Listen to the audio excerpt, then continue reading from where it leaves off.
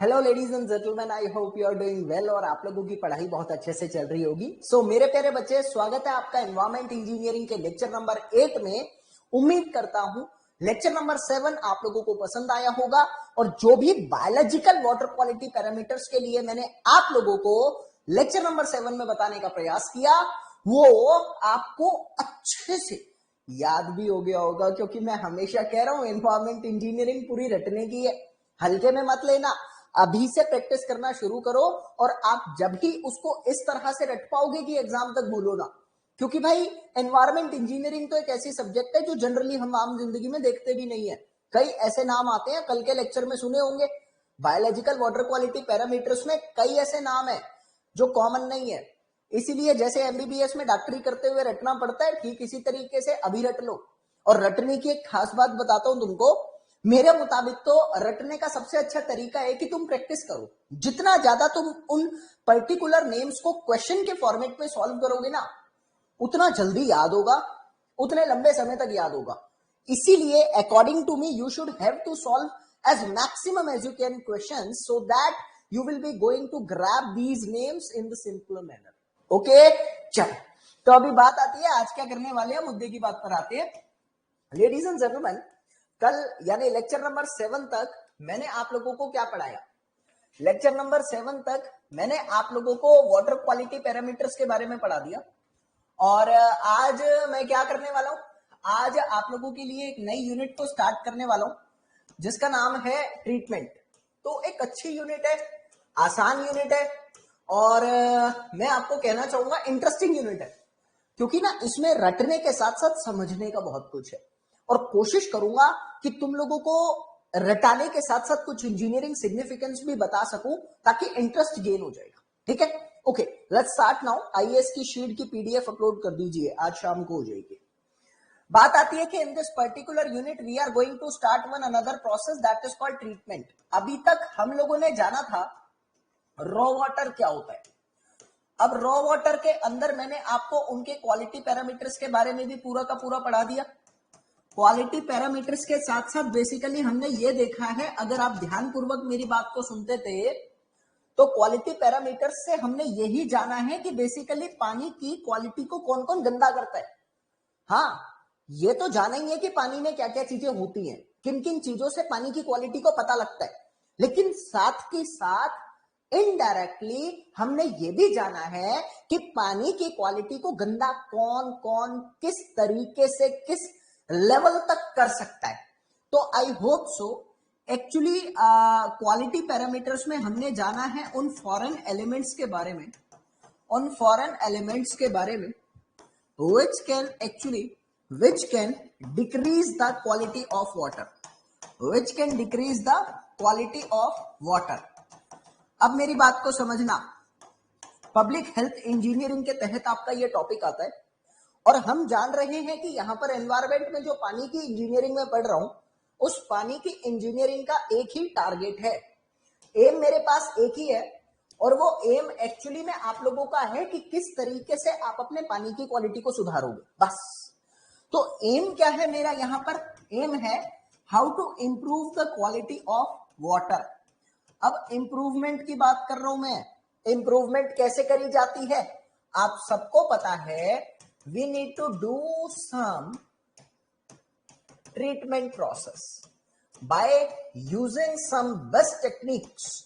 उन्हीं टेक्निक्स के प्रोसेस को हम लोग क्या नाम देते हैं? Treatment of water. यानी आपको नाम से ही समझ में आ रहा है, जब मैंने आप लोगों को एक शब्द बताया था कि रॉ वाटर का मतलब क्या होता है, रॉ वाटर का मतलब होता है वो पानी जो ट्रीटमेंट से गुजरा ना हो। नेचुरल वाटर, अब जरूरी नहीं है वो गंदा हो, नहीं, वो प्योर भी हो सकता है। मैंने एग्जांपल दिया था गंगा के वाटर का। अगर तुमको ये बात याद है तो मैंने ये भी कहा था कि गंगा का पानी तो इतना शुद्ध है कि लोग तरसते हैं उस पानी को प्राप्त करने के लिए। क्यों? Because it has a lot of minerals, it has a lot of vitamins, it is tasty in taste as well as. हाँ, गंगा का पानी तो बहुत अच्छा है, लेकिन फर्दर इतना अच्छा होने के बाद भी we treat it as raw water. Why? क्योंकि हमने उसको मशीनों से गुजारा नहीं है। अभी क्या करते हैं, गंगा के पानी को भी आप लोग फिल्टर से पास करवाते हैं और फिल्टर से पास करवाने के बाद मार्केट में निकालते हैं, तो असल में वो प्यूरिफाइड वाटर कहलाया जाता है। मुझे एक चीज समझ नहीं आती है, गंगा के पानी में से दुनिया भर के मिनरल्स को निकालने के बाद, दुनिया भर की विटामिन को निकालने के बाद, उसकी शुद्धता को निकालने के बाद, जी हाँ, उसकी प्योरिटी को खत्म करने के बाद आप कह रहे हो वो प्यूरिफाइड वाटर है। कहां का लॉजिक है ये? चलो, बाय द वे, तो without treatment the water is considered as raw water, but with treatment it is considered as purified water. तो I will say one term कि यहां से अगर आफ्टर ट्रीटेड वाटर है, अगर आफ्टर ट्रीटमेंट आपके पास कोई पानी आ रहा है, after treatment water is considered as purified water, उसको हम प्यूरिफाइड वाटर का नाम देते हैं। Okay, now come to the main thing, how actually you are going to follow some steps or how actually you are going to treat the water. आप पानी की purity को किस तरह बरकरार रख सकते हैं? तो there are many process which has to be followed under the process of treatment, which has to be followed under treatment process. अगर आप अपने पानी को ट्रीट करना चाहते हैं या उसमें से गंदगी को खत्म करना चाहते हैं, तो आपके पास कई सारे प्रोसेस अवेलेबल है। कौन कौन से प्रोसेस है? शुरू करता हूं। सबसे पहले मेरे पास आता है दैट इज कॉल्ड स्क्रीनिंग। सबसे पहला प्रोसेस मेरे पास आता है दैट इज कॉल्ड स्क्रीनिंग। एक एक करके सब पढ़ाऊंगा। दूसरा प्रोसेस मेरे पास आता है दैट इज कॉल्ड आयरेशन। तीसरा प्रोसेस मेरे पास आता है दैट इज कॉल्ड सेडिमेंटेशन। चौथा प्रोसेस मेरे पास आता है that is called coagulation, coagulation. पांचवा प्रोसेस मेरे पास यहां पर आता है जिसको हम लोग फिल्ट्रेशन कहते हैं। Sixth process come with me is actually called softening. अगर आप लोगों को याद हो तो मैंने आपको बताया था कि जो आपका हार्ड वाटर होता है, उस हार्ड वाटर की परमानेंट हार्डनेस को रिमूव करना होता है टू फर्दर यूज इट। उसी परमानेंट के हार्डनेस को रिमूव करने की पूरे प्रोसेस को हम लोग नाम देते हैं सॉफ्टनिंग, ठीक है। और at last we actually use one another process that is called disinfection. That is called disinfection. Disinfection का मतलब होता है उसमें से बैक्टीरिया को खत्म करना, बायोलॉजिकल डिजीज कॉजिंग जो माइक्रो ऑर्गेनिजम्स थे उनको खत्म करना डिसइंफेक्शन कहलाता है। कुछ ऐसे छोटे मोटे प्रोसेस होते हैं जो पानी में जनरली नहीं करे जाते लेकिन उनकी जरूरत पड़ सकती है। समझो मेरी बात को। अगर पानी के अंदर कार्बन कंटेंट ज्यादा है या फ्लोराइड कंटेंट ज्यादा है, तो इस पूरे प्रक्रिया के दौरान फ्लोराइड को रिमूव करने की कोई भी प्रोसेस में ऐसी कोई प्रोसेस है ही नहीं जो फ्लोराइड को रिमूव कर दे, नहीं। How actually the fluoride will be going to remove? It is removed by another process that is called activated carbon process. और I will say that आपके पानी के अंदर सॉल्ट मिनरल्स ज्यादा हैं। अगर पानी के अंदर सॉल्ट मिनरल्स ज्यादा हैं, you need to remove the salt mineral from the water to get it tasty. तो आप उसको टेस्ट में यूजफुल बनाने के लिए उसमें से सॉल्ट को हटाना चाहते हैं and no process is actually responsible for eradication of salt. कोई भी प्रोसेस सॉल्ट को रिमूव करने के प्रोसेस को शो ही नहीं करता। तो there is one another process that is called osmosis. तो वो जो छोटे छोटे प्रोसेस है जैसे कि इलेक्ट्रोसिस है, इलेक्ट्रो ऑस्मोसिस है, ऑस्मोसिस है, या फिर आपका वो अभी कौन सा एक्टिवेटेड कार्बन है, ये छोटे छोटे जो प्रोसेस है इनको अलग से नहीं बनाया गया। लास्ट में एक कैटेगरी दे दी मिसलेनियस, बस। ये 8 प्रोसेस है जो बेसिकली आपके पानी को ट्रीट करने के काम आते हैं। और ये treatment of the water line से चल रहा है। ध्यान से देखना, मेरे को कैसे याद है और आपको भी वैसे याद करनी है। सबसे पहले आती है स्क्रीनिंग। स्क्रीनिंग क्या होता है आप सबको पता होगा। बेसिकली स्क्रीन्स का मतलब क्या होता है? स्क्रीनिंग से एक शब्द निकलकर आता है स्क्रीन्स, और मैं तो स्क्रीन्स को एक ही छोटी सी बात में जानता हूं जिसको हम लोग कहते हैं जाली। देखो जाली क्या करता है? पानी आ रहा है, अगर पानी के अंदर मोटे मोटे पन्नी पॉलिथीन्स है, कागज है, घास फूस है, मतलब दुनिया भर का कूड़ा, कपड़े हैं, और वो पानी मशीनों तक तो जा नहीं पाएगा ऐसे। अगर पॉलीथीन, कूड़ा करकट, घास फूस, कपड़े आपकी मशीन में चले गए तो मशीन खराब हो जाएगी और ऑब्वियसली आगे फर्दर प्रोसेस में दिक्कत करेगा। तो आप क्या करते हो, आप चाहते हो कि सबसे पहले आपके ये बड़े बड़े जो फ्लोटिंग पार्टिकल्स है, शब्दों पर गौर देना मैं क्या कह रहा हूं, फ्लोटिंग पार्टिकल्स, वो रिमूव हो जाए और जितना हो सके उतने ज्यादा रिमूव हो जाए ताकि आगे की प्रक्रिया, आगे के प्रोसेस इजिली कंडक्ट हो सके। तो मेरे बच्चे, स्क्रीन्स क्या होती है, जाली होती है। और स्क्रीन क्या करती है, इंपॉर्टेंट पॉइंट है, आपसे पूछा जा सकता है ऑब्जेक्टिव में। स्क्रीन्स आप लोगों की क्या करती है, screens remove the floating particles in water. आपके पानी के अंदर जो तैरने वाले पार्टिकल्स होते हैं ना, जैसे कि आप लोगों को मैं लिख देता हूं यहां पे, पेपर, पॉलीथीन, क्लोथ्स, कपड़े भी तो होते हैं, etcetera, to treat in further process. आगे अच्छे से उसको ट्रीट करने के लिए शुरू में ही यहां पे फ्लोटिंग पार्टिकल्स को रिमूव कर दिया जाता है। और वो किसके माध्यम से करा जाता है, वो बेसिकली आप लोगों का स्क्रीनिंग प्रोसेस के थ्रू होता है। अब मेरी बात आती है यहां पर, लेडीज एंड जेंटलमैन, स्क्रीन्स की अगर मैं बात करूं तो there are two types of screens. There are two types of screens. कौन कौन सी दो स्क्रीन होती है तुम्हारे पास, one is known to be as the coarse screen and another one is known to be as the fine screen. समझेंगे इसका मतलब क्या है, रटना मत, समझ लेना। कोर्स स्क्रीन और फाइन स्क्रीन।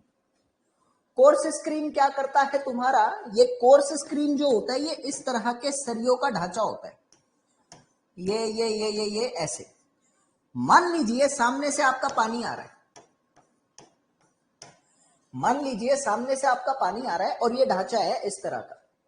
इस ढांचे में से पानी अगर जाता है तो कई बार तुमने देखा होगा, तीर्थ स्थान जो होते हैं, जैसे हरिद्वार है, ऋषिकेश है, गढ़गंगा है, दिल्ली के आसपास की बात कर रहा हूं, और भी बहुत सारे हैं। तीर्थ स्थानों में दुनिया भर के लोग अपनी अपनी मान्यताओं के अनुसार कार्य करते हैं। कोई चुन्नी चढ़ाता है नदी में, तो कोई दिए जलाता है, कोई कपड़े छोड़कर आता है, अलग अलग मान्यताएं हैं। लेकिन सरकार को अपना कार्य करना है, सरकार को नदी साफ रखनी है, तो वो क्या करते हैं, उस तीर्थ स्थान से थोड़ी सी आगे जाली लगा देते हैं। जाली लगाने का बेनिफिट क्या होगा कि तुम लोगों का यहां से जितना भी कूड़ा करकट है वो यहां फंस जाएगा। और इसी प्रोसेस को हम लोग कहते हैं कोर्स स्क्रीनिंग प्रोसेस। ये क्या है मेरे बच्चे, डाटा स्क्वाड कोर्स स्क्रीन। अगर आप मेरी बात को समझो तो कोर्स स्क्रीन के तहत मैंने तुम लोगों को यह लिखवाया कि भाई आपकी ये कोर्स स्क्रीन सरियों से बनी होती है और सरियों का डायामीटर कितना कितना होता है ये तुम लोगों को याद रखना है। सरिया को जो यहां पर आप लोग डायामीटर देखकर चलते हैं, लगभग 10 से 25 mm तक का डायामीटर तुम परफॉर्म करके चलते हो। तो ये बात अगले पेज पे लिखवा देता हूं। चलो, कोर्स स्क्रीन की अगर मैं बात कर रहा हूं, कुछ इंपॉर्टेंट पॉइंट है, याद रखना। पहला, डायामीटर ऑफ बार्स, जो तुम उसके अंदर डायामीटर का बार, मतलब बार यूज कर रहे हो सरिया, उसका डायामीटर कितना, 10 से 25 mm का। आगे मेरी बात आती है कि इसके अंदर जो पानी आता है उसकी जनरल वेलोसिटी कितनी रखी जाती है, दैट इज वेरी इंपॉर्टेंट। तो water comes with velocity of 0.75 to 1 metre per second. 0.75 से 1 मीटर पर सेकेंड तक की वेलोसिटी के साथ आपका पानी उसमें आता है। आगे मेरी बात आती है कि जो सरिये हैं उनमें सेंटर टू सेंटर स्पेसिंग कितनी है, centre to centre spacing between the bars. आपकी जो स्क्रीन के सरिये हैं, ध्यान से देखो, आपकी जो स्क्रीन के सरिये हैं इसमें यहां से यहां तक की जो स्पेसिंग है वो स्पेसिंग कितनी है वो भी आपको याद रखनी है, ऑब्जेक्टिव में पूछता है। That is actually lies between 75 mm से 100 mm के बीच में, इतनी स्पेसिंग आपकी अलाउड होती है। इसके बाद नोट करके एक बात लिखो, generally the screen placed as, generally coarse screen is placed at 45 to 60 degree away angle away angle with stream of water. कहने का मतलब क्या है, इसको समझकर चलते हैं। मैंने कहा मान लीजिए आपका पीछे से पानी आ रहा है, और ये पानी अगर आप लोग यहां पर इस तरह से स्क्रीन बिल्कुल छोड़ देते हैं, तो तुम्हें पता है पानी आएगा और ड्रास्टिकली स्क्रीन से टकराएगा और बम्बार्ड करने के बाद पानी आगे की तरफ जाएगा। आई विल से वन थिंग, इस पर्टिकुलर जोन के अंदर आपका हाई टर्बुलेंस कॉज होगा। क्यों? क्योंकि आप मेरी बात को ध्यान से सुनो, पीछे वाले डायग्राम में क्लियर करो बच्चे। Now gentleman you can say that कि आप लोगों का ये स्क्रीन है, पीछे से पानी आ रहा है, और जब ये पानी आ रहा है तो तुम देख रहे हो कि आपके वाटर के पाथ में बैरियर क्रिएट हो रहा है। इन बार्स के कारण ओवरऑल एरिया कम हो रहा है। हाँ, इन बार्स के कारण बेसिकली आप लोगों का एरिया कम हो रहा है, और जब क्रॉस सेक्शनल एरिया में कमी आती है तो वेलोसिटी इंक्रीज होती है, क्योंकि डिस्चार्ज तो पीछे से कांस्टेंट है ना। हाँ, आपने कहा कि यहां पर हाई टर्बुलेंस क्रिएट होगा due to increase in velocity. Velocity के इंक्रीज होने से हाई टर्बुलेंस क्रिएट होगा, and I will say high turbulence also causes decrease in head loss.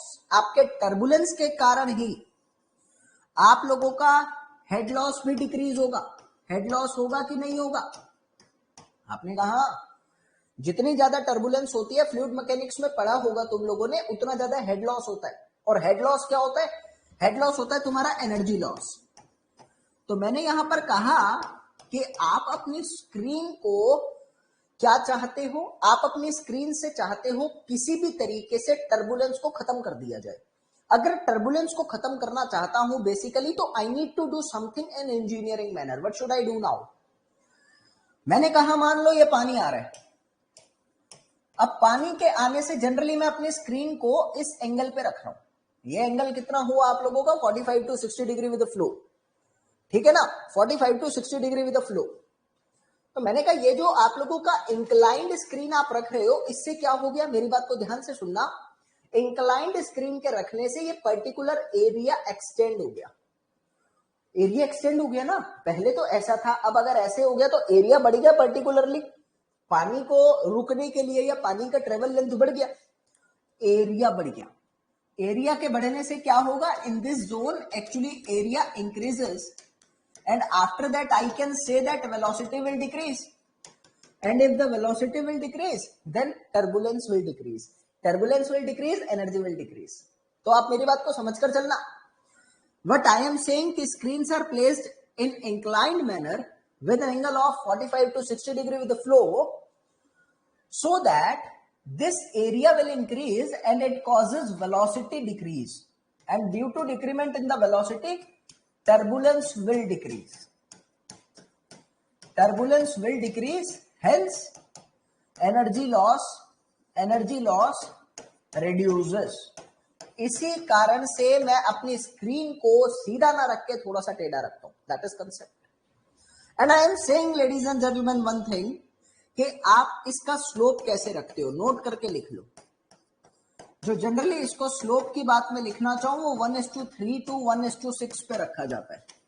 अब ये 1:3 और 1:6 में क्या है? 3 है आपका वर्टिकल, 1 है आपका हॉरिजॉन्टल। ये आपको याद रखना है, तो एग्जाम में काफी चीजें यहां से बनती है। ठीक है, चल आगे मेरी बात आती है कि दूसरा मेरे पास आता है फाइन स्क्रीन। देखो फाइन स्क्रीन की अगर मैं बात करूं तो फाइन स्क्रीन बेसिकली आप लोगों का जाली की तरह होता है। आपने लोहे की जाली देखी होगी, लकड़ी जो हार्डवेयर की दुकान होता है उनकी भी होती है।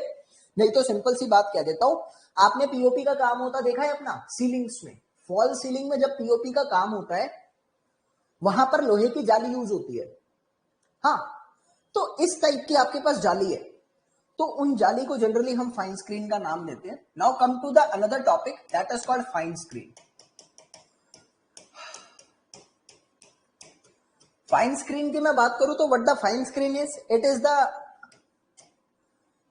Wire mesh. मैं सिंपली लिख देता हूं, it is wire mesh of steel, it is wire mesh of steel. इस तरीके से होता है। ये आपकी एक जाली बन गई, तो ये क्या है, आपकी एक फाइन स्क्रीन का काम कर रही है, ठीक है। अब कॉमन सेंस लगाओ खुद ही, सर वेलोसिटी तो 1 मीटर पर सेकंड रखते हैं, तो टर्बुलेंस ज्यादा हाई होगा क्या? देखो क्या होता है ना कि 1 मीटर पर सेकंड के करस्पॉन्डिंग टर्बुलेंस बैरियर के कारण बन रहा है, ज्यादा हाई नहीं होगा, बैरियर के कारण टर्बुलेंस बन रहा है। अब मेरे को पता है कि वो मेरे को बहुत ज्यादा लॉस तो नहीं करके दे रहा, बट आई एम श्योर कि मैं अगर थोड़ा दिमाग लगाऊं तो मैं उस लॉस को भी कम कर सकता हूं। Are you getting my term? आप उस लॉस को भी कम कर सकते हो, तो जब कर सकते हो तो कर देता हूं, ये सीन है, ठीक है। कर सकता हूं तो कर देता हूं, बस यही है, ओके है ना। चल अभी फाइन स्क्रीन की थोड़ी बहुत दिमाग अपने आप लगाओ कि अगर आप फाइन स्क्रीन की बात कर रहे हो तो फाइन स्क्रीन के केस में आप लोगों का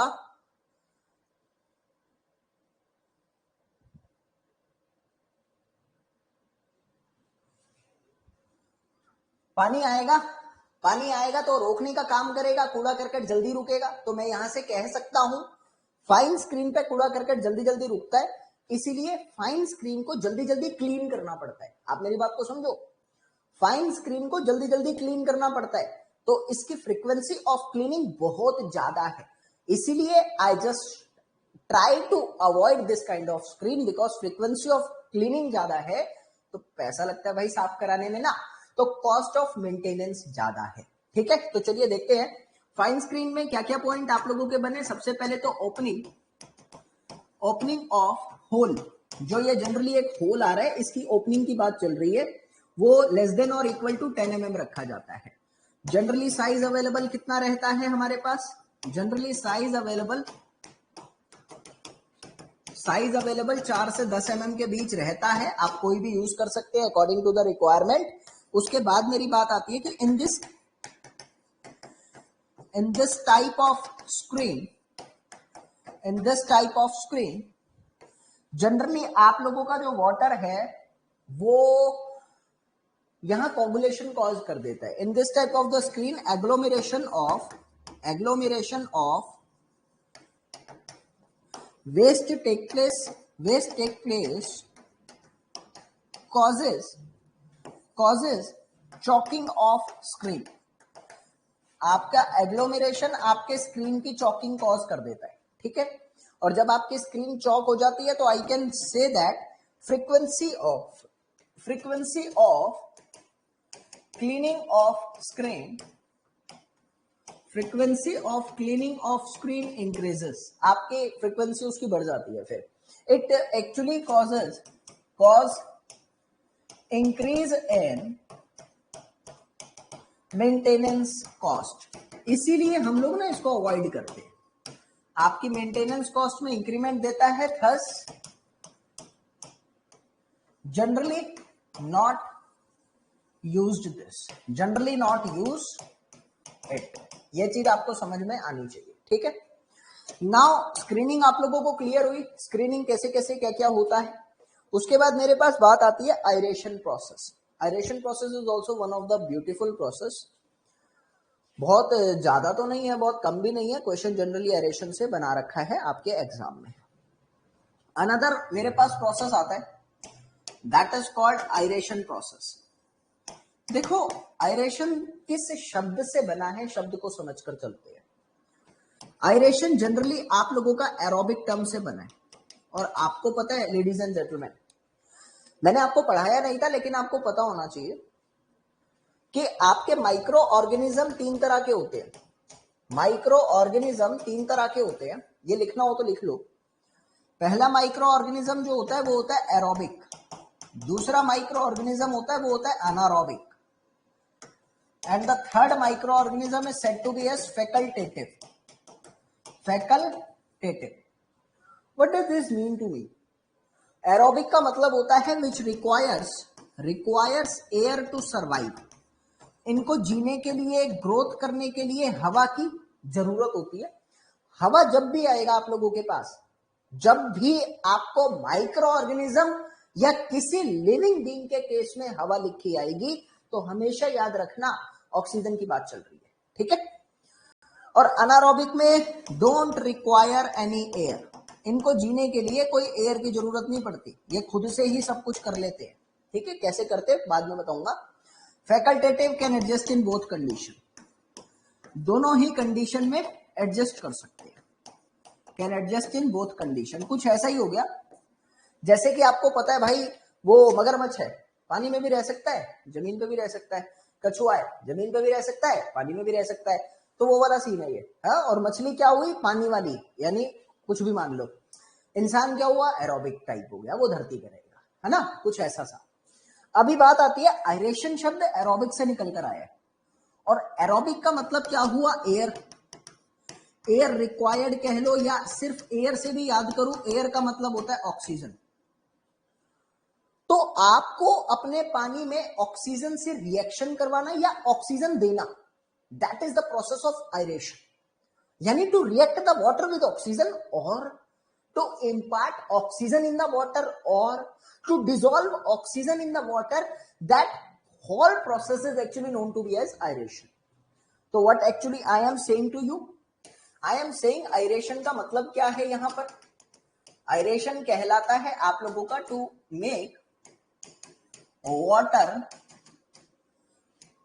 suffice with oxygen, आपके पानी को ऑक्सीजन सफिशिएंटली प्रोवाइड करना, that is called aeration process.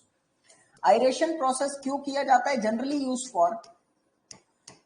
used when foul gases or smells are coming, या इतना लंबा क्यों लिखना, सिंपल ही लिख लो ना, foul gases are present in water, foul gases are present in water. आपके पानी के अंदर जब फाउल गैसेज उपस्थित होती हैं तो इसीलिए आयरेशन प्रोसेस किया जाता है। आयरेशन प्रोसेस किस किस तरह की गैसेस को रिमूव करने के काम में आता है, it can remove H2S, CO2, CH4 etcetera, जो भी आपके पानी के अंदर बेकार की गैसेज है वो सब रिमूव कर देता है ये प्रोसेस। अभी तुमको समझ में आ रहा है आयरेशन प्रोसेस क्या है? अच्छा, पानी को ऑक्सीजन से कैसे रिएक्ट कराया जा सकता है, मेरी बात को ध्यान से सुनना, थोड़ा सोच के चलेंगे। आई एम सेइंग, आपके पास एक बकेट है, इस बकेट में आपके पास पानी है and the water surface is expose to oxygen.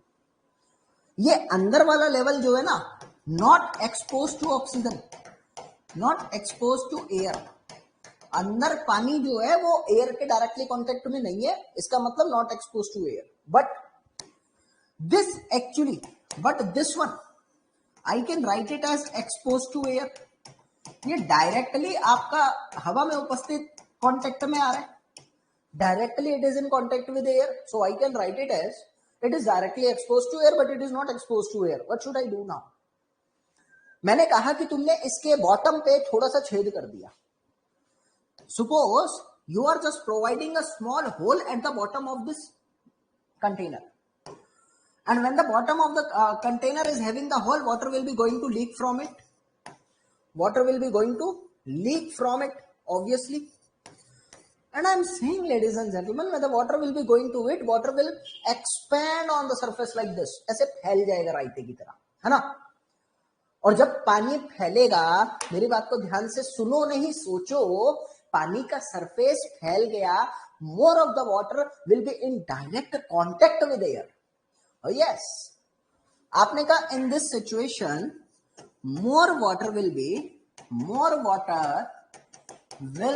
in direct contact with air. आपके पानी का काफी सारा हिस्सा आपके हवा के साथ डायरेक्ट कांटेक्ट में आ जाएगा, and that is actually, I am saying it is in contact with oxygen and that is the process of आयरेशन।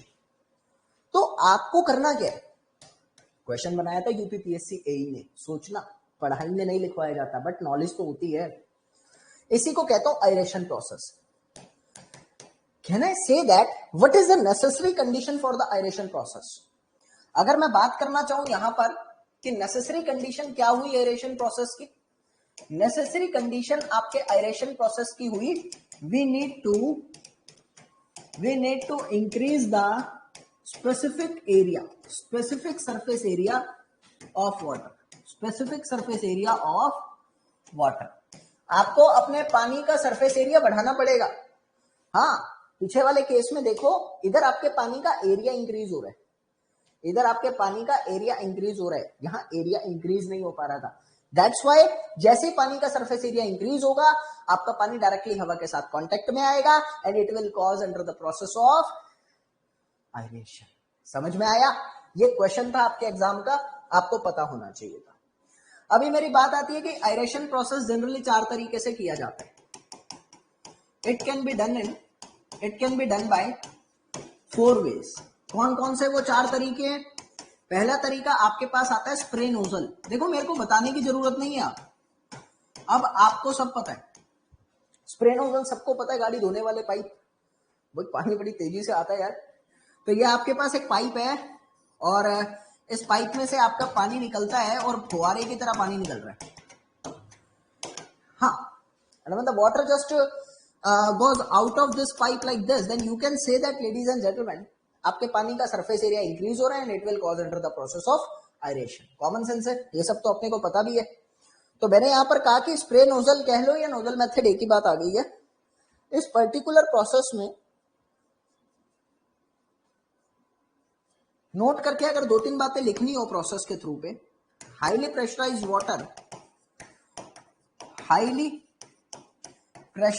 Water goes into air by nozzle, causes aeration of water। आपको मेरी बात समझ में आई जो मैं कहना चाह रहा हूं? Even you need to learn कि ये कितने कितने गैसेस को रिमूव कर सकता है। It can remove 90% of CO2, ये एग्जाम में बहुत पूछा गया। It can remove 90% of CO2 and even 99% of H2S and CH4। Clear है? आगे मेरी बात आती है यहां पर एक क्वेश्चन, वैसे तो कभी पूछेगा नहीं, लेकिन आजकल यूपी के एग्जाम आने वाले हैं और उत्तराखंड के आने वाले हैं। दे कैन आस्क कि जो आप लोगों का नोजल होता है उसका डायमीटर कितना होता है। लिख लो,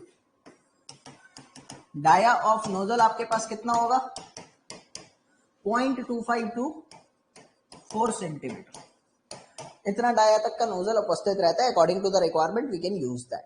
ओके, चल अगला मेरे पास यहां पर आता है, दैट इज कॉल्ड, अगला कास्केड एरेटर करवा दू।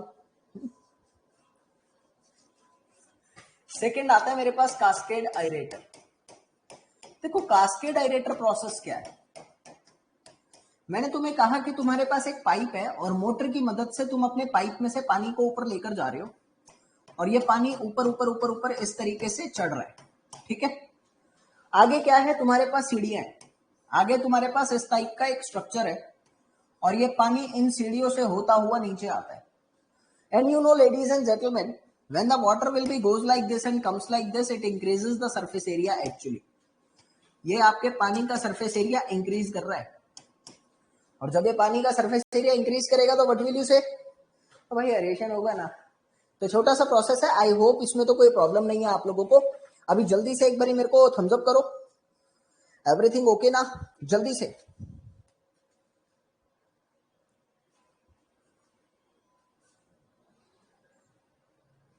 यस और नो?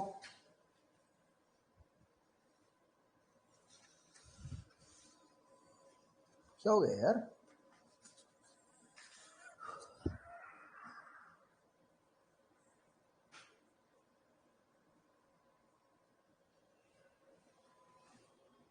चलो,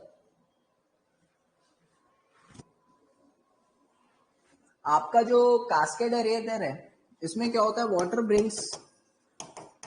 brings at higher level, through pipe, water brings at higher level through pipe and brings down via steps under influence of gravity, and this whole process actually causing the aeration of water। ठीक है, important है, you need to learn it. Even you need to learn some another things also कि it can remove ये कितना कितना remove कर सकता है, 20 to 30% of CO2 as well as 35% of H2S, 20 to 45% of CO2 and 35% of H2S remove कर सकता है। ठीक है, बस इसमें इतना ही इंपॉर्टेंट है, बाकी तो कोई खास ऐसा है नहीं। अगले पर चलते हैं। अगला मेरे पास आता है that is called diffuse air method, या एक और करवा देता हूं that is called trait over method. Trait over method, trait over method में क्या होता है, आपके पास फ्लास्क है, इसमें छेद करा, एक और फ्लास्क है, एक और फ्लास्क है, तो आपका ये फ्लास्क से पानी आता है, फर्दर पानी आता है और नीचे कलेक्ट हो जाता है। आप देखेंगे इस पर्टिकुलर पोर्शन में आपके पानी का सरफेस एरिया इंक्रीज हो रहा है, and when the surface area of the water is increasing then actually you can say that कि आपके पानी का एरेशन हो रहा है। ठीक है, तो पता ही है, वो तो कोई दिक्कत नहीं है। तो अभी लिखेंगे this is best method, this is best method, even it can use for drinking water। ये बेस्ट मेथड है जो आपके ड्रिंकिंग वाटर के लिए भी यूज किया जा सकता है। In this method we generally add KMnO4। KMnO4 आपको पता है ना, potassium permanganate, to increase the pH greater than 9। अब क्वेश्चन दिमाग में ये बनता है कि भाई आप लोग इसके अंदर KMnO4 को मिला क्यों रहे हैं, है ना? Why are you increasing the KMnO4 in this water? Why actually you need to increase the pH of the water? This is the question। तो अभी मेरी बात आती है यहां से, मैं आपको एक प्रोसेस बताऊंगा, उसके थ्रू आपको ये चीजें समझ में आएंगी। कि पहली बात तो लिख लो, it is even 100% efficient. 100% efficient दुनिया के अंदर कोई चीज नहीं है, लेकिन फिर भी इसमें लिखा जाता है क्योंकि ये हमारे बहुत काम में आता है। तो आयरेशन प्रोसेस पानी ड्रिंकिंग वाटर के लिए बहुत अच्छा साबित करता है, इसलिए हम मानकर चलते हैं कि इस प्रोसेस के थ्रू आपके पानी में ढंग से आयरेशन हो जाती है, जितनी रिक्वायरमेंट है ना उतनी आयरेशन हो जाती है। इसलिए हम कहते हैं कि ड्रिंकिंग वाटर को सेफ बना देता है, हमारे लिए तो 100% है, ऐसा लिखते हैं। सुनो, चौथी चीज, कॉमन सेंस लगाइएगा। पीने का पानी है ही कितना, बहुत थोड़ा सा है ना, पीने का पानी तो बहुत थोड़ा है। तो मैं ये लिख सकता हूं कि ट्रेट ओवर मेथड सिर्फ पीने के पानी के लिए ही काम आएगा। बहुत बड़े स्केल पे अगर पानी में एरेशन कराना है तो ट्रेट ओवर काम में नहीं आ सकता। क्यों? अरे आप कॉमन सेंस लगाइए ना, पानी जो गिर रहा है वो कितना धीरे धीरे गिरेगा, तो इतने बड़े स्केल पे हम इसको यूज नहीं कर सकते। Can not use it on industrial scale. आप इसको इंडस्ट्रियल स्केल पे यूज नहीं कर सकते, because rate of aeration is very less. इस पूरे प्रोसेस के अंदर जो आयरेशन का रेट है वो बहुत कम होता है। ठीक है, अभी क्वेश्चन बचा ही हुआ है कि पीएच 9 से बड़ी क्यों करनी है, बचा हुआ है, अभी बताऊंगा। अगला मेरे पास मेथड आता है, या चलो बता ही देता हूं। With the help of aeration process, हम लोग आयरेशन प्रोसेस के थ्रू आपके पानी के अंदर से we can remove even iron as well as manganese. आप अपने पानी के अंदर से आयरन और मैंगनीज को भी रिमूव कर सकते हो। How actually you are going to remove iron as well as manganese, तो मैं बता देता हूं। जब आपका आयरन आपके पानी के उपस्थिति में ऑक्सीजन से रिएक्ट करता है तो बेसिकली ये फेरस हाइड्रोक्साइड बनाता है। फेरस हाइड्रोक्साइड बनाने के साथ साथ ये आपके पानी के अंदर H पॉजिटिव आयंस को रिलीज भी करता है। हाँ, आपको दो बातें मैंने पहले भी पढ़ा रखी है कि जब आपके पानी के अंदर ऑक्सीडेशन होता है तो आपके पानी की एसिडिटी बढ़ती है, याद है? जब आपके पानी के अंदर ऑक्सीडेशन होता है तो आपके पानी की एसिडिटी बढ़ती है। ये आपने बचपन में भी पढ़ा होगा ऑक्सीडेशन एंड रिडक्शन रिएक्शंस में। ऑक्सीडेशन होता था ऑक्सीजन का एडिशन या हाइड्रोजन का, तो बेसिकली ऑक्सीडेशन क्या होता था, ये। तो जब आप अपने पानी के अंदर एरेशन करते हैं तो आपके H पॉजिटिव रिलीज होते हैं। H पॉजिटिव क्या कर रहे हैं, एसिडिक इंक्रीज कर रहे हैं, आपके पानी की एसिडिटी को इंक्रीज कर देते हैं। और जब ये पानी की एसिडिटी को इंक्रीज करते हैं ना, तो भाई जाहिर तौर पे आपके पानी को एसिड बनने से बचाने के लिए पीएच पहले से बढ़ा के रखते हैं। This is the reason. ठीक है, तो ये याद रखना है। आगे मेरी बात आती है, अगर मैंगनीज है तो मैंगनीज भी पानी के साथ रिएक्ट करता है ऑक्सीजन की प्रेजेंस में, and it will form 2MnO2। ये भी प्रेसिपिटेट बन के नीचे बन जाता है और ये आपका हाइड्रोजन क्रिएट करता है। तो एसिडिटी को इंक्रीज करा जा रहा है। अब एसिडिटी न्यूट्रल बन जाए, इंक्रीज ना हो, पहले से पीएच बढ़ा दो, इसीलिए हम KMnO4 ऐड करते हैं। ठीक है, टू न्यूट्रलाइज द वाटर, लिख लो, to neutralise the water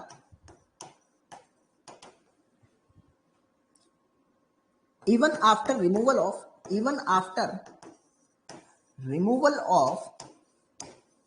Fe2 positive and Mn2 positive, we add KMnO4। हम लोग इसके अंदर KMnO4 ऐड करते हैं। ठीक है, छोटी सी बात आपको याद रखनी है। आगे मेरी बात आती है, यहां से अगला प्रोसेस जो आता है that is called air diffusers. देखो एयर डिफ्यूजर में क्या होता है ना, मैं तो एक ही शब्द से इसको जानता हूं और वो मुझे मतलब समझ भी आया है। एयर डिफ्यूजर्स, आपके पास एक कंटेनर है, उस कंटेनर के अंदर आप नीचे से पाइप लगा के रखते हैं और ये पाइप क्या करते हैं, इन पाइप के अंदर से आप इन कंटेनर के अंदर ऑक्सीजन के बबल्स छोड़ते हैं। अब जाहिर तौर पे जब अंदर से ऑक्सीजन के बबल छोड़े जा रहे हैं तो it will react with water and cause aeration of the water. तो by the highly pressurized pipe,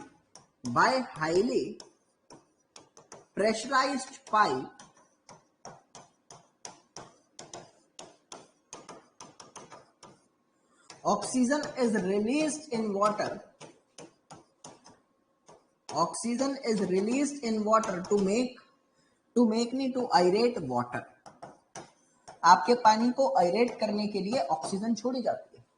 and I will से यू वन थिंग, बहुत कॉमन वर्ड आता है यहां पर, दैट इज कॉल्ड एक्वेरियम। आपके एक्वेरियम आप सबने देखे होंगे। एक्वेरियम के अंदर क्या होता है, मछली होती है। मछली को ऑक्सीजन कैसे दिया जाता है, अंदर वो पाइप होता है जो बुलबुले छोड़ता है, ऑक्सीजन देता है, बस। अच्छा जल्दी से कमेंट करके बताओ कि एक्वेटिक लाइफ को सपोर्ट करने के लिए मिनिमम अमाउंट ऑफ ऑक्सीजन कितना चाहिए होता है। एक्वेटिक लाइफ को सपोर्ट करने के लिए मिनिमम ऑक्सीजन कितना रिक्वायर है, बताओ।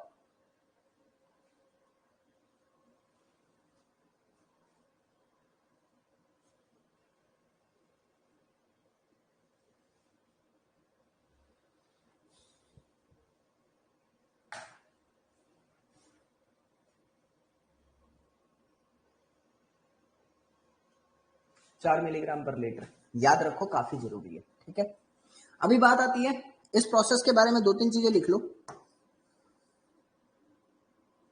पहली चीज तो यही आती है काम में कि इट कैन शो 100% एफिशिएंसी, और एकमात्र यही प्रोसेस है जो इनविजिबल लिक्विड को सेपरेट कर देता है। Even can remove invisible liquid also, आपके इनविजिबल लिक्विड्स को भी रिमूव कर देता है। जो लिक्विड मिक्स नहीं होते, हवा के प्रेशर में वो लिक्विड ऊपर रह जाते हैं।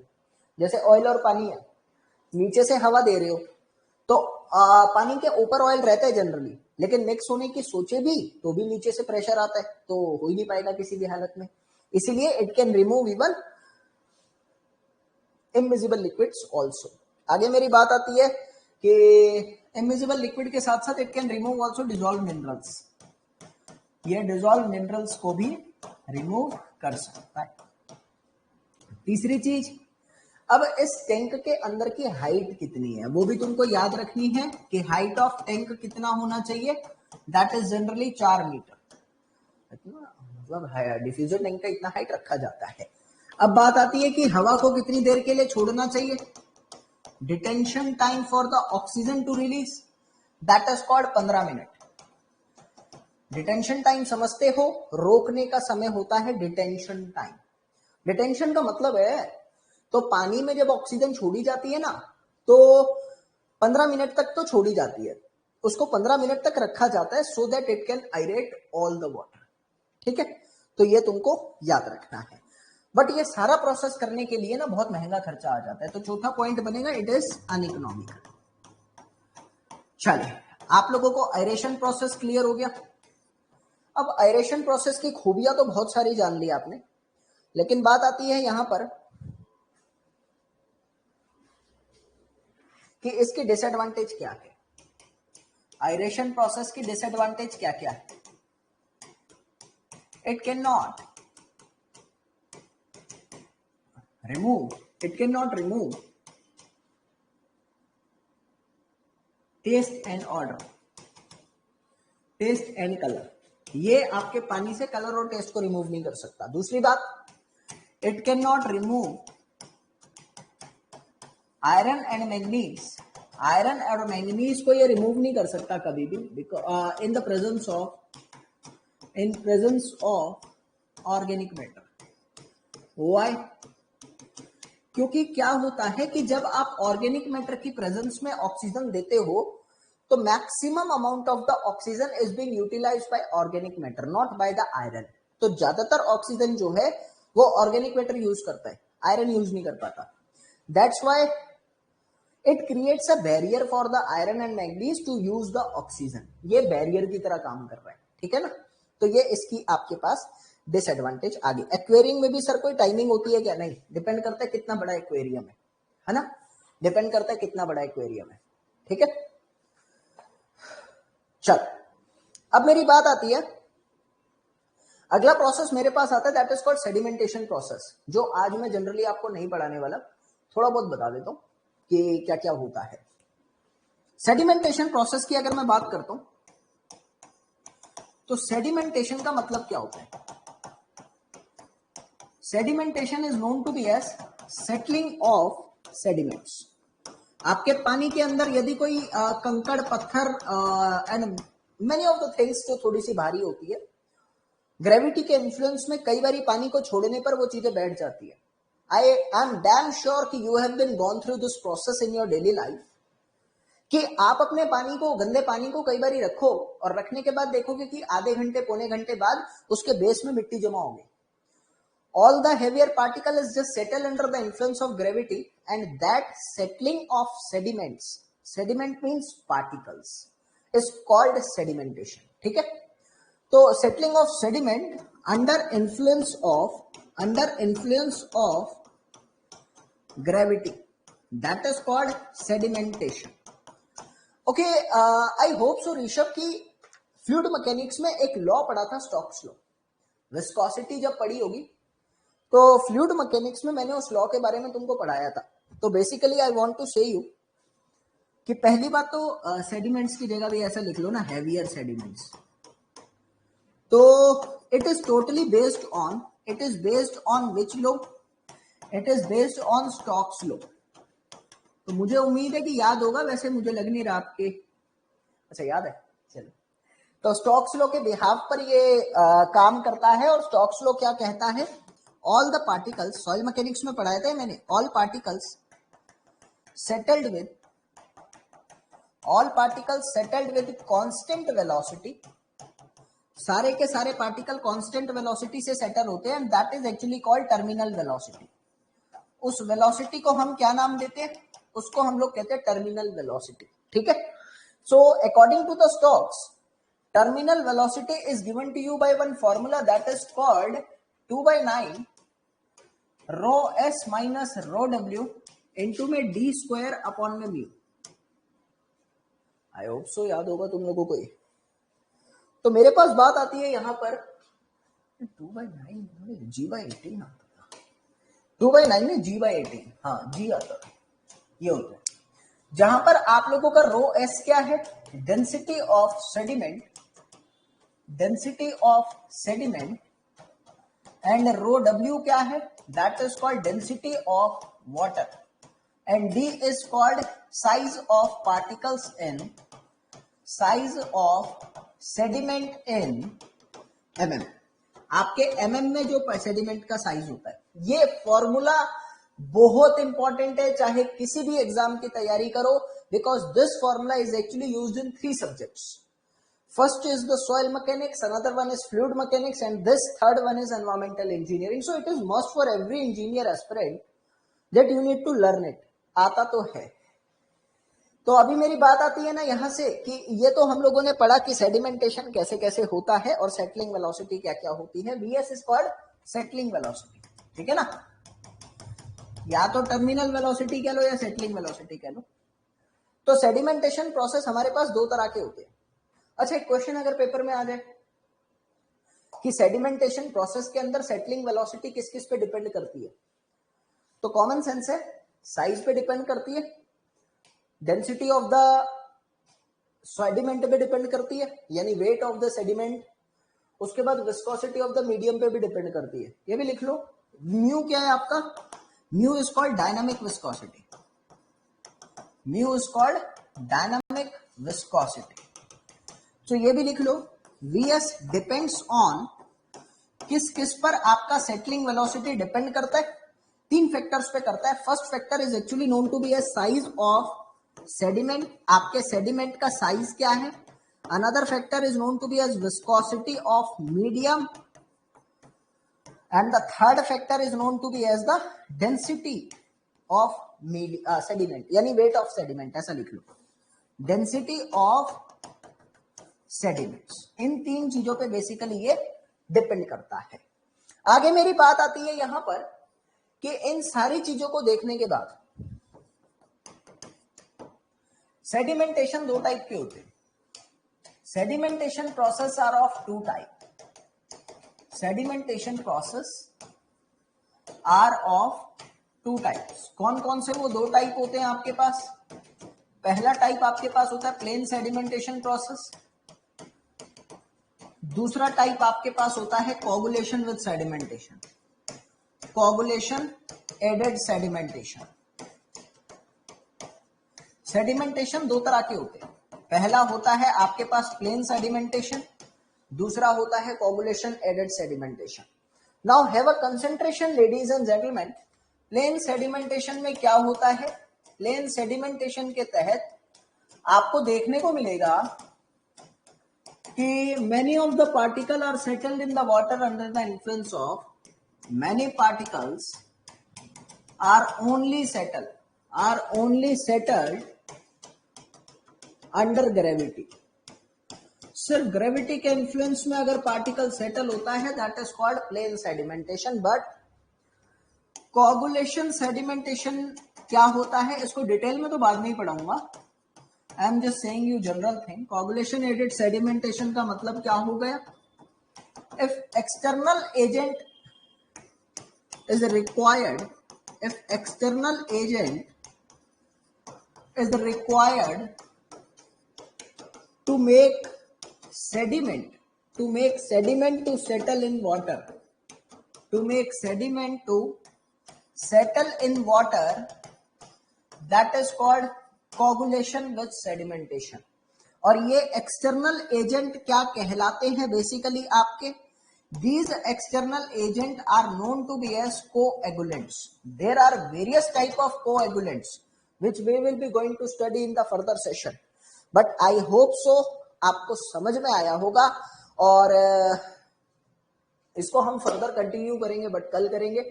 आज के लिए जय हिंद जय भारत.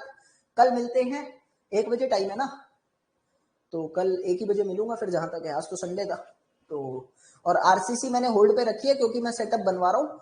आरसीसी स्मार्ट बोर्ड पे नहीं हो पाएगी, एक दिन में एक ही लेक्चर हो पाते हैं.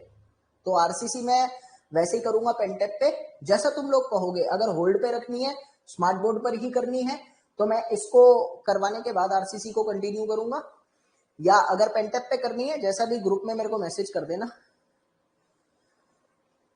तो करेंगे. ठीक है, चलो. इन्फ्लेक्शन रेट, भाई मैं समझा नहीं ऋषभ, किस बारे में इन्फ्लेक्शन रेट पूछ रहे हो आप? कोई पर्टिकुलर टॉपिक मेरे को बताओ तो मैं बात करूं. मैं समझा नहीं आप किस बारे में इन्फ्लेक्शन रेट पूछ रहे हो.